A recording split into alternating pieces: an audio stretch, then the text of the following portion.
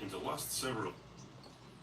Okay, guys, this is Moshe coming to you from Israel, the 24th of November, 8:39 in the morning. Just started raining a little, but it's supposed to go away pretty quick.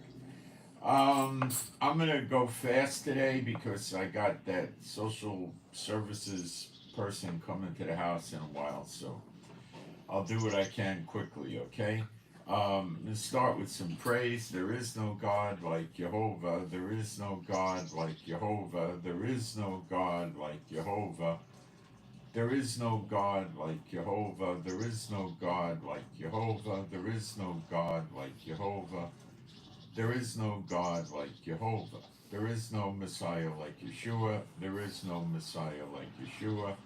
There is no Messiah like Yeshua. There is no Messiah like Yeshua. There is no Messiah like Yeshua. There is no Messiah like Yeshua. There is no Messiah like Yeshua. Okay. I'm not posting anything up in the chat today. Offering information and my email address is in the description box, which is underneath the the video, and the email's on the lowest line down. And I'm just checking my phone to make sure I don't miss any phone calls. I want to make sure everything's on, and we'll get started. Mostly we're going to talk about what's going on in Ukraine because that's a big hot spot right now, and we're going to go through the prerequisites for Israel to attack Iran, which is definitely coming. It's not going to not come, it's coming. Okay, so let's get started. So I'll get into my notes a little bit, and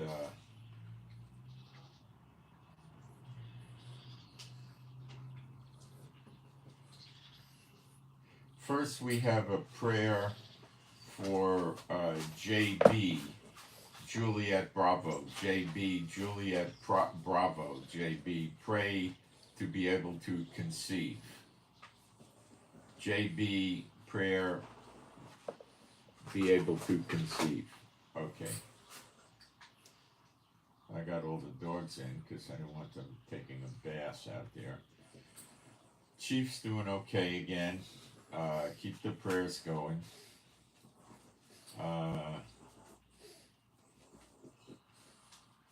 Couple of Bible points that I think are rather funny in a way. Proverbs 25:21.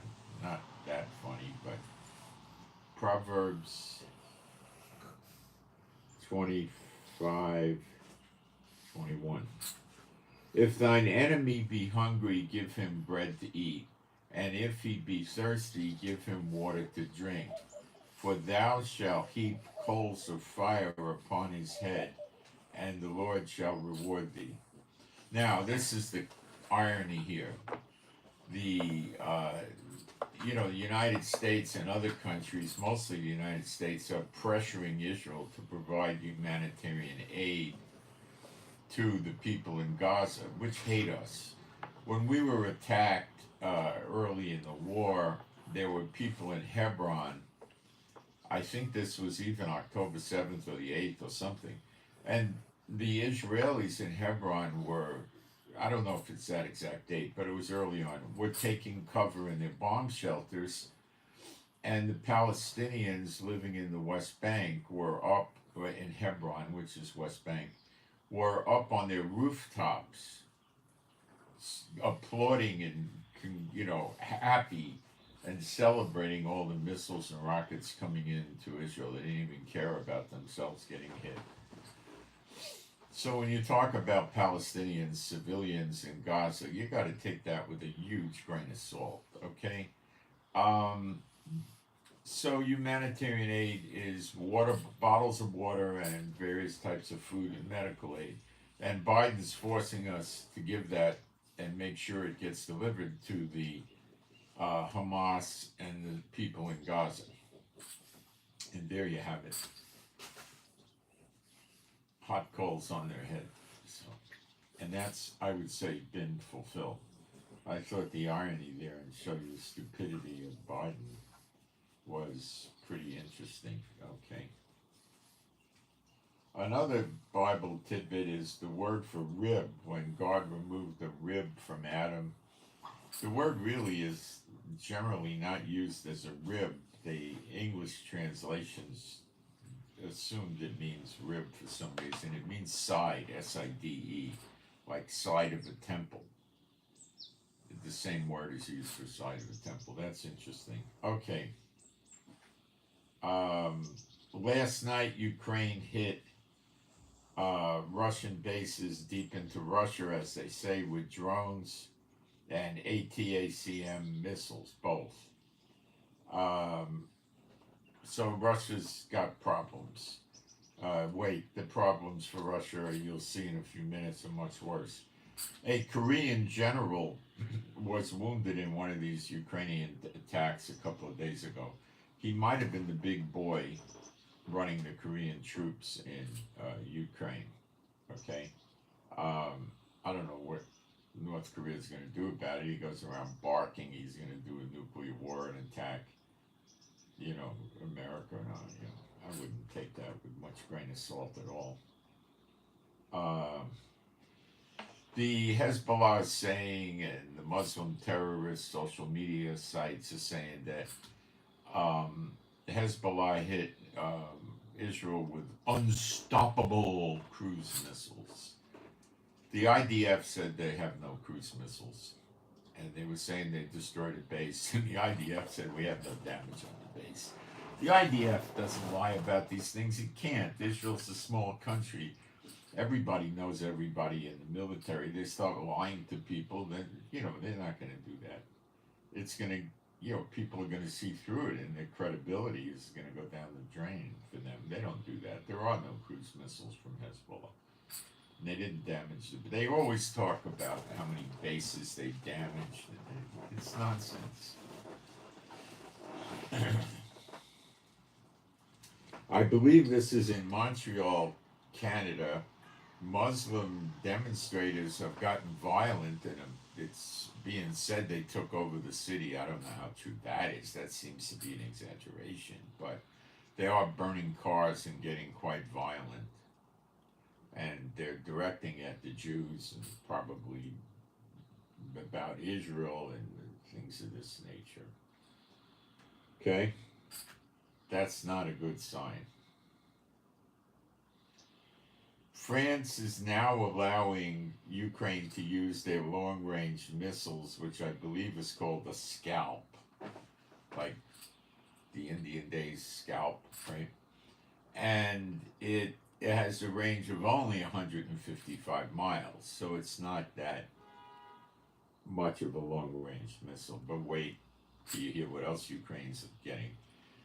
And this missile, I believe, can be fired from the F-16. And that is a nightmare for Russia.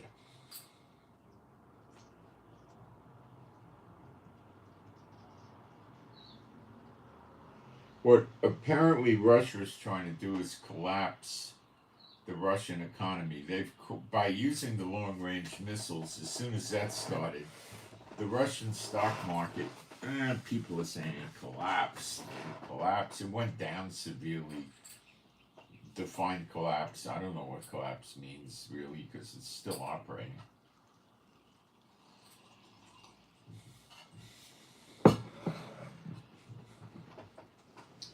So Ukraine definitely has some ulterior motive about destroying the Russian economy, but I would take that with a grain of salt,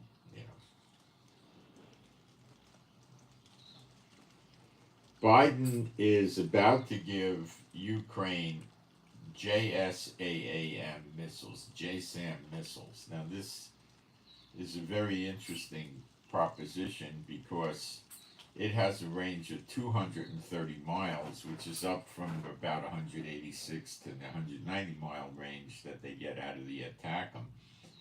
So this gets them about another 40 miles, which is a deeper headache for Russia.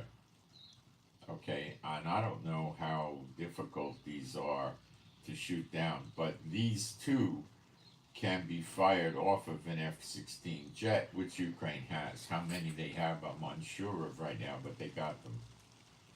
So that makes them way more difficult of a problem for Russia, because the launching device for this missile is an airplane moving at a high rate of speed, and that's not such an easy thing to hit, and it complicates the problem for them, for Russia. These are basically a cruise missile.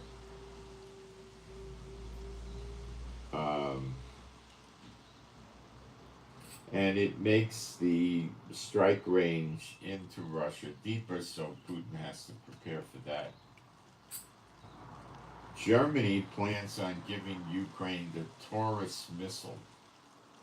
Now, this is a significant difference, because the Taurus missile has a range of 300 miles. That brings them up in range over about 110 miles deeper into Russia than previous. This is significant.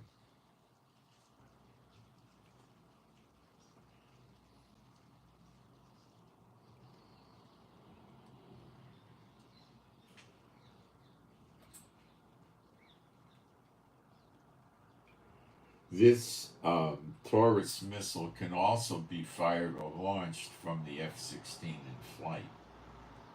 So Putin's problems are about to increase, not super significantly, but significantly.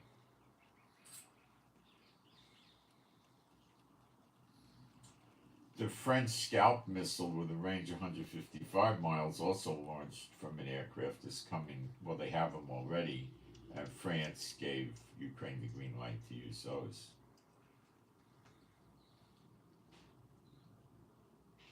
So what you're seeing here is America, the UK, France, and now Germany giving long-range missiles to Ukraine to use against Russia, which is a complicated problem for Russia, because if it was just America, they could go out, hit some American embassies or bases or do something, right?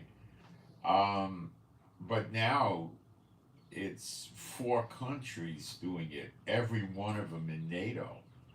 So Putin can't really just attack one of them, he'd have to attack all 4. But if he attacks any of them, he's got NATO on his back. And you have to remember that Russia is, I would say, 90% unable to do any significant damage to F-35s.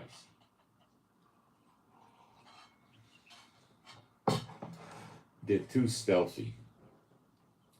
I do not believe he could take them down. Okay? And I think a lot of people would agree. And he might get, if they launch 20, he might get 1 or 2 out of just misfortune of America or something, but I doubt it. So what would happen is they would bomb all sorts of strategic stuff inside Russia all over the place. They'd come in from 4 or 5 different countries and start bombing all sorts of stuff. Initially, they would go after his radar. Then they would go after his communications, his command and intelligence centers. They would go after his missile and ammunition storage, fuel storage, maybe refineries, maybe ports. Basically, and then when he retaliated, which I'm sure he would, then America would probably deploy F-22 Raptors and B-1 and B-2 stealth bombers in addition to everything else. Then when they sufficiently messed up Russia's radar defenses or his ground-to-air defenses, his anti-aircraft missiles, then the B-52s would probably roll in. Maybe not, maybe yes. I don't know.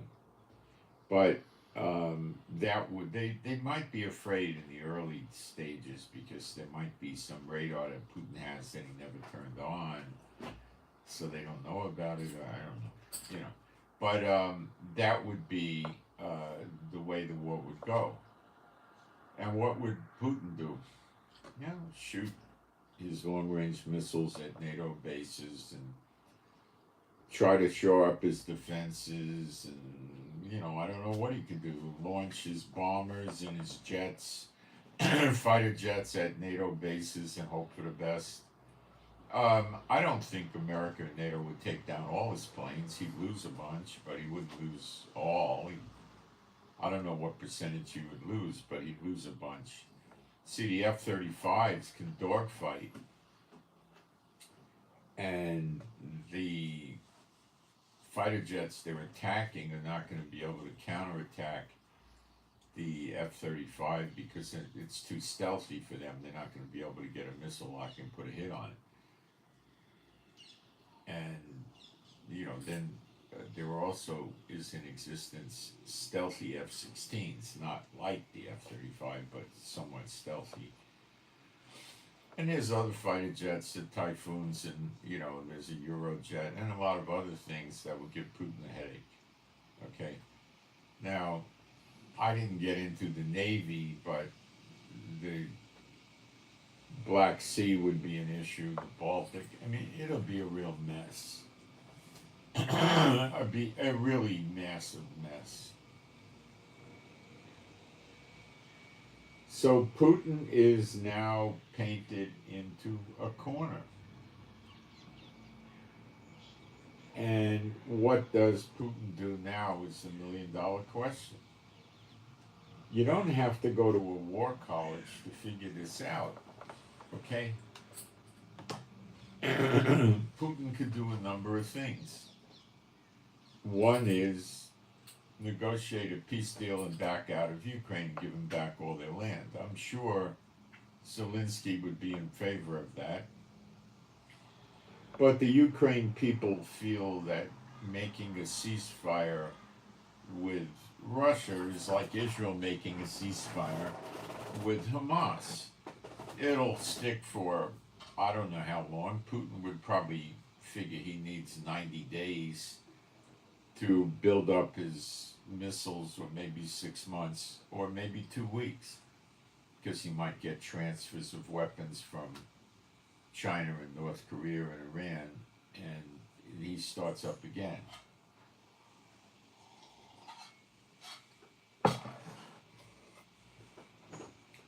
Remember, Putin started it once, and he'll start it again. So, Zelensky's not that high on a peace deal with Russia. Neither apparently is Biden or NATO. They keep pushing and pushing and pushing and pushing against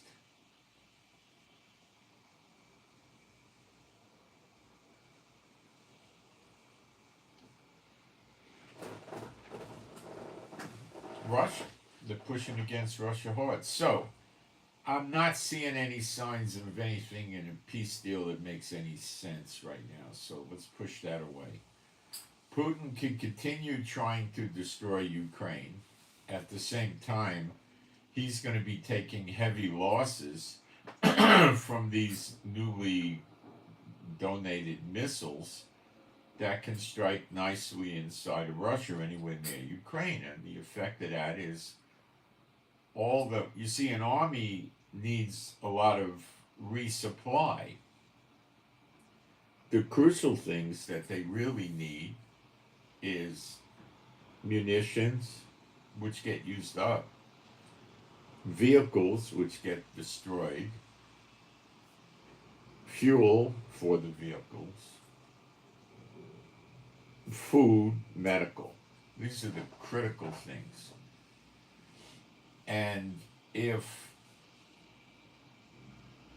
Ukraine now has the capacity to attack with good missiles from the air, from their F-16s, they could keep any kind of convoys that Russia has with equipment from coming into Ukraine. So the troops that are based in Ukraine, it's conceivable that they would run out of supplies. And what happens then? Well, what do they run out of? Do they run out of food? That's bad. Do they run out of cold weather gear? Well, maybe yes, maybe no. They might have enough. Do they run out of, shoulder fire rockets, missiles? So that's like running out of ammo. And medical, that's critical too. So they basically become cut off on the western side because Russia can't get to them. Every time they try, their convoys are going to be attacked. Now, some of the convoy would probably get through and all that, but it would be rather devastating for Putin. So this is probably designed to have Putin in such a mess regarding resupply that he throws the towel in. Do you see the logic behind this? Okay. Putin's unlikely to take big cargo jets and fly supplies into Ukraine because there would be a very high probability of them getting shot down. Well, they would fly in. I don't know where they would land in the occupied portion of Ukraine, because as soon as they did that 2 or 3 times, Ukraine would start blowing up the airfields they were using, so that would be a real problem. So I think the air supply would be doubtful. Out of desperation, Putin might be able to fly cargo planes in and parachute supplies down to his lines. So that removes the need for an airport, but it doesn't solve the problem of them being shot down in the sky by the ground-to-air defense systems which Ukraine has. So that's my best take on what they're trying to do with Russia right now. Okay?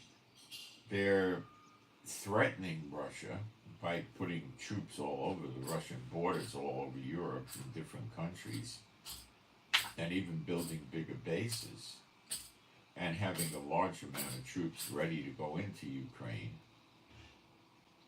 So, they're trying to bring Putin to his knees. So the big question is going to be, is Putin going to just snap, or we could say drinking from the cup of the wrath of the Lord, and just push,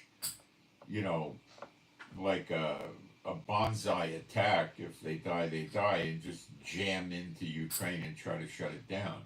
Now, this could be done with massive missile attacks, but then he depletes his long-range missile supplies, which I think he's afraid of, because he wants those to be used against NATO, and NATO wants him to deplete these supplies in Ukraine. They'd rather it become. Do they really want peace, or do they really want to destroy Russia? I think they really want to destroy Russia. I think they're well aware of the fact if they don't destroy Russia, Russia's going to be around again to make war again another day, and that other day will be soon. Are they looking forward to Trump coming into office and making some sort of a nice peace deal with Russia? Well, in the roughly 8 weeks to go, I think.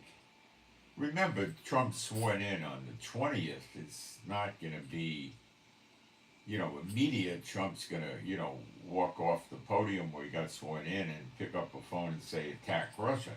It's going to be a month or 8 weeks or something before it gets to that level. Maybe longer. Okay? Now, Trump may see Ukraine as a waste of time and money and military equipment and just tell Ukraine, cut the best deal you can with Russia, and that's the end of that. He might do that.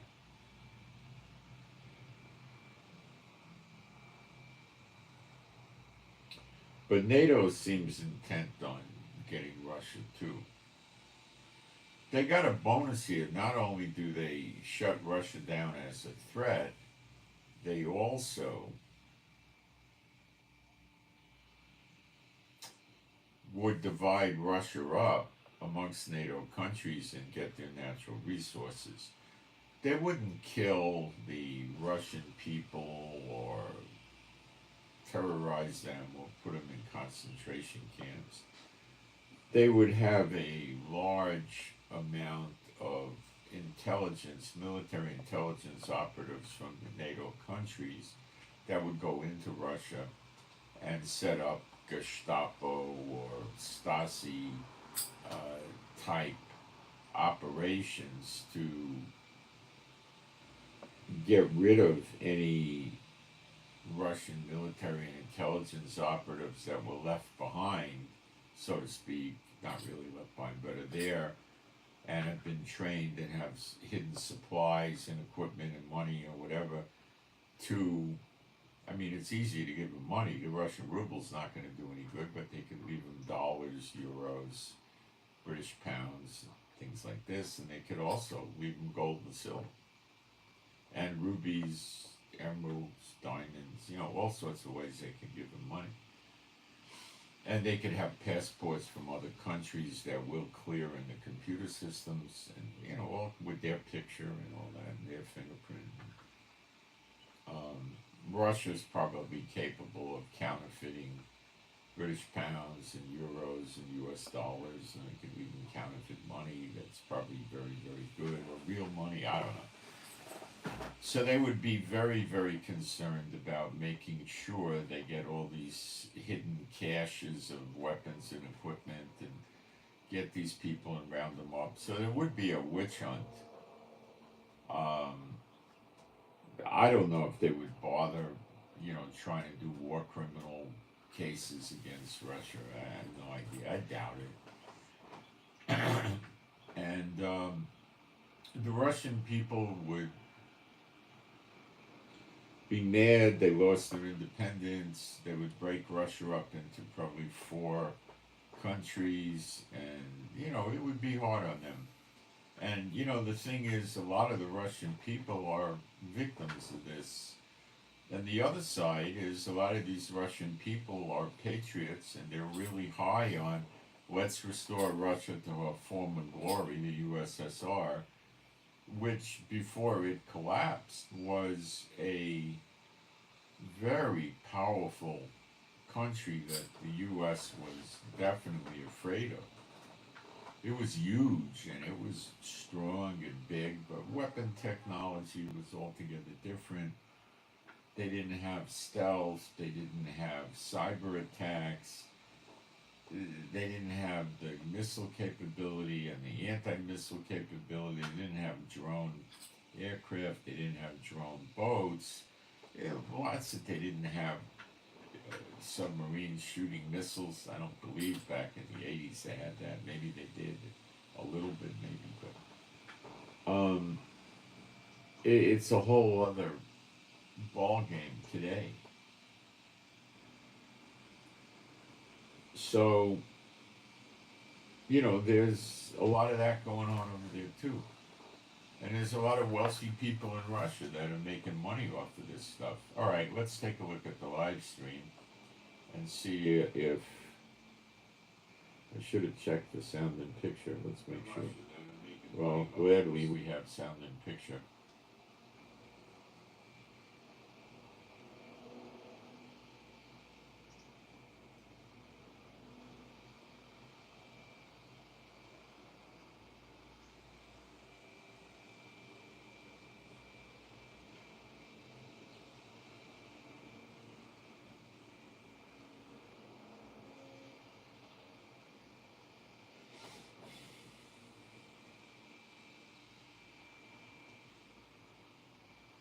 don't think that Trump is going to be your hero. First of all, Trump's not gotten in. Second of all, Trump, when he was president for 4 years, kept harassing Israel to give back the West Bank for peace. And this is, absolutely idiotic. Okay? If you spam the chat by putting Trump's name up, I just removed it. I didn't block you. One more time, I'm going to block you because you're spamming the chat.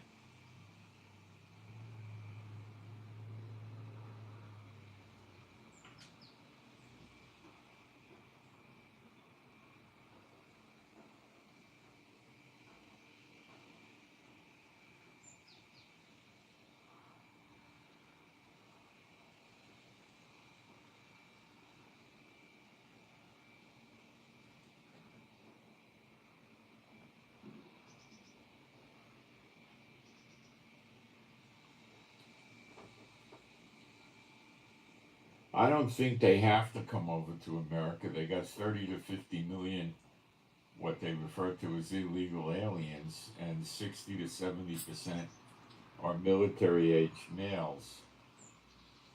So, how, you've already been invaded when you think about it. Russia is starting to make gains now against Ukraine.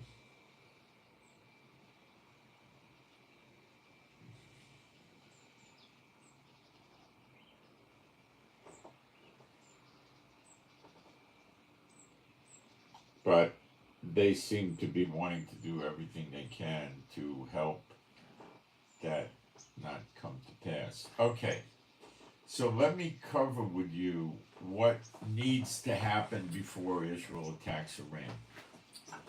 Gaza needs to be deactivated. In other words, it can't threaten us with drones and missiles, and that's happened already. That's done. Okay? Hezbollah needs to be deactivated so they can't threaten us with missiles and drones anymore. That's not done. The other day they got 60 missiles off at us. So they're still functional. They used to be able to get 200 a day. We need to get them down to where they can't get more than 3 or 4 or 5, and that's going to take some more days, not months, maybe weeks. Okay? Syria, Iran has been transporting a massive amount of military equipment, missiles and drones into Syria, and we've been blowing it up. Now, I don't know how much we have not blown up, but we've blown a lot of it up. And we're continuing to do so in Syria, so that is still going to be continuing. Iraq has a good supply of Iranian missiles and drones, and they are intending to use Iraq to attack Israel because it's a lot closer. And Iraq and Syria still have some radar standing. We just blew their radar up when we raided Iran along the corridor. So we have to go in and destroy more Iranian, radar in Iraq and Syria, and we need to attack Iraq with a significant attack to destroy the weapons there and the radar. And that hasn't happened yet. I'm going to be right back. Quick break, and we'll continue with this. There's a few more things that have to happen.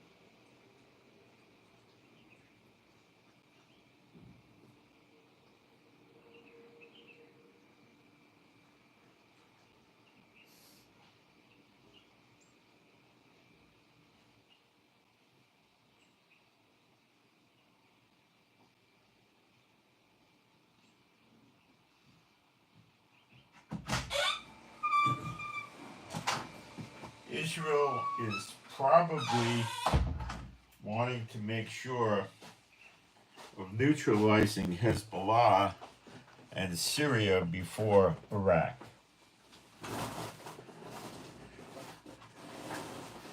And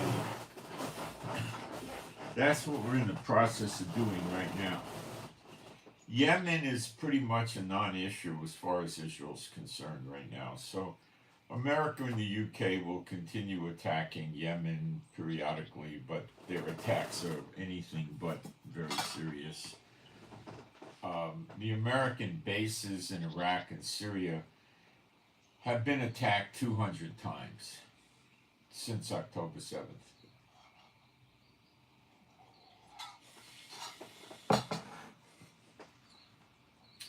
$152 times in Syria, the remaining, 48 were in Iraq.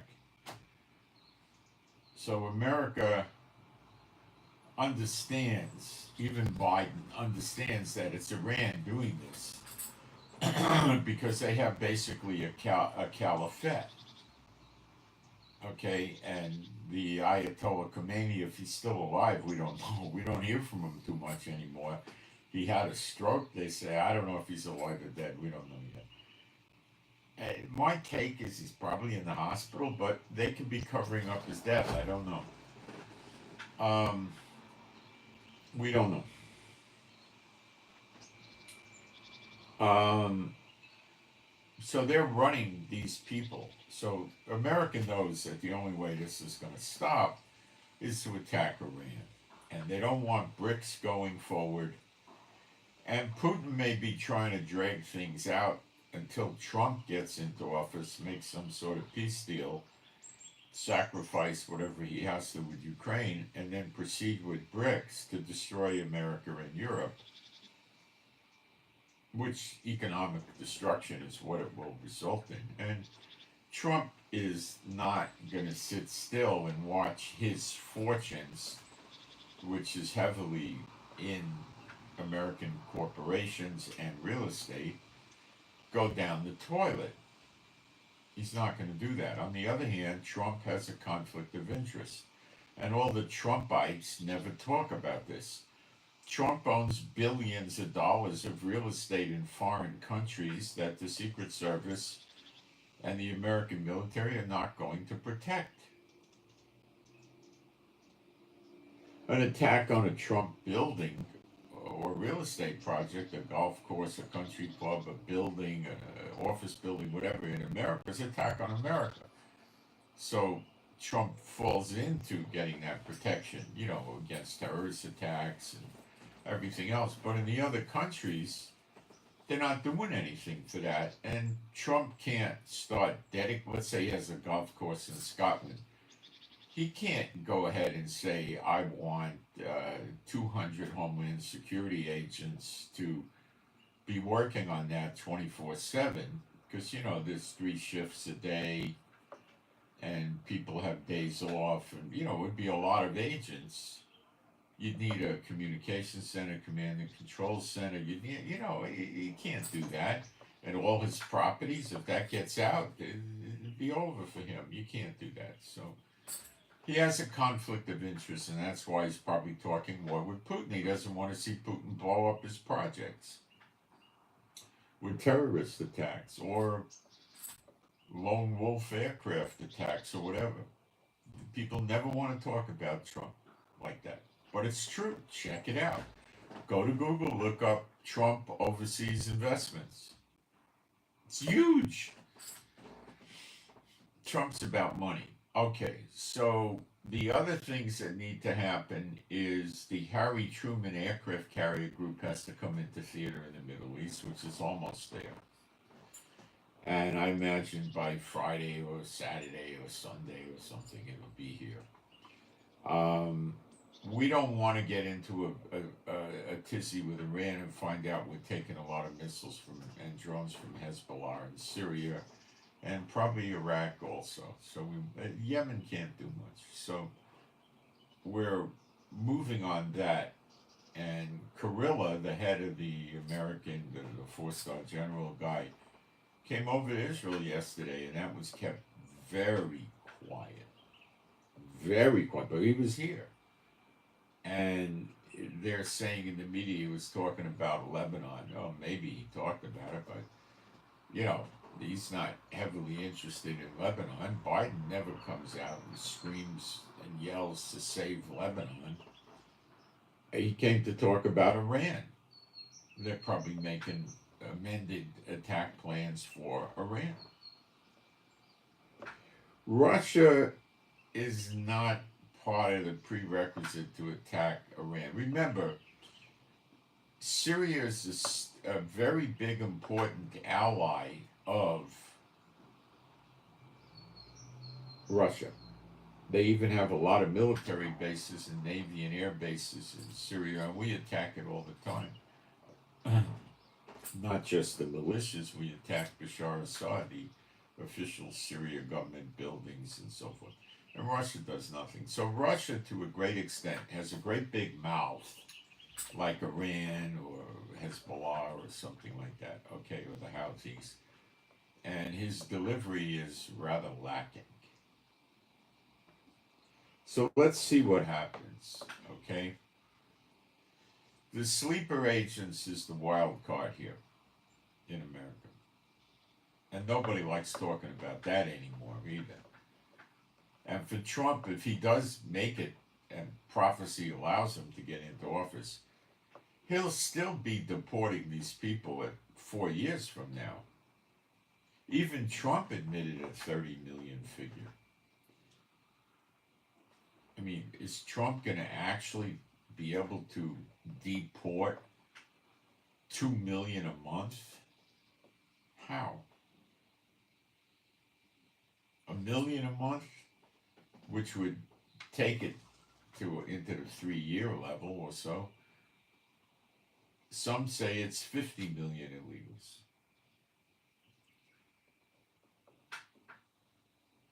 Maybe Trump could get 100 or 200 or 300,000 a month out, although that would be a shockingly huge number. At the end of his 4 years, you're still going to have them running around. If Trump picked them up and started putting them in work prisons where they got to get up and work, if they don't work, they get fed baby food. That's what they usually do in jails. I don't know what, I mean, it's going to vary all over the place. You feed them baby food, minimum amount if they don't want to work. So, I mean, what's Trump going to do? Then they'll go on hunger strikes and the media will go crazy. Come on, it's all lunatic land.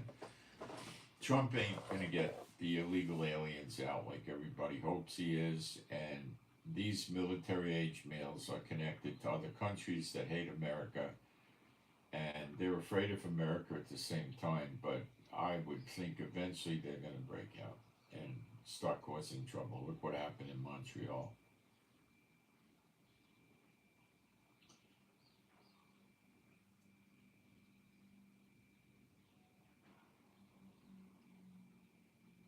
Since when has President Trump said anything? Look, President Trump is talking peace until he can't make peace.